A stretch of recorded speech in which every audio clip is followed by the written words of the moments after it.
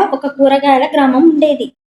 ఆ గ్రామంలో అన్ని కూరగాయలు కలిసి మెలిసి సంతోషంగా నివసించేవి. ఒకరోజు ఉదయం గార్డెన్‌లో కొన్ని కూరగాయలు హాయిగా సేద తీరుతూ ఉంటాయి. అంతలోనే అక్కడికి ఒక పెద్ద క్యాబేజీ వచ్చి, ఆ ఊరికి సంబంధించిన ఒక పెద్ద క్యారెట్ మిస్ అయిందని మిగతా కూరగాయలన్నింటికి చెప్తుంది. అప్పుడు అన్ని కూరగాయలు టెన్షన్‌తో అసలేం జరుగుతుంది అని అంటూ వెతకడం ప్రారంభిస్తాయి. అక్కడే ఉన్న డిటెక్టివ్ టమాటో తన ఫ్రెండ్స్ అయిన లైబ్రేరియన్ లెట్యూస్ మరియు బాడీ బిల్డర్ అయిన బ్రొకోలీ సహాయంతో దర్యాప్తు మొదలుపెడుతుంది. టమాటా తన దగ్గర ఉన్న మ్యాగ్నిఫైయింగ్ గ్లాస్‌తో ముద్రను పరిశీలిస్తుంది. పక్కన లెట్యూస్ భయంతో చూస్తూ ఉంటుంది. ఇంతలో పొరుగురికి చెందిన బన్నీ అనే కుందేలు కనబడింది.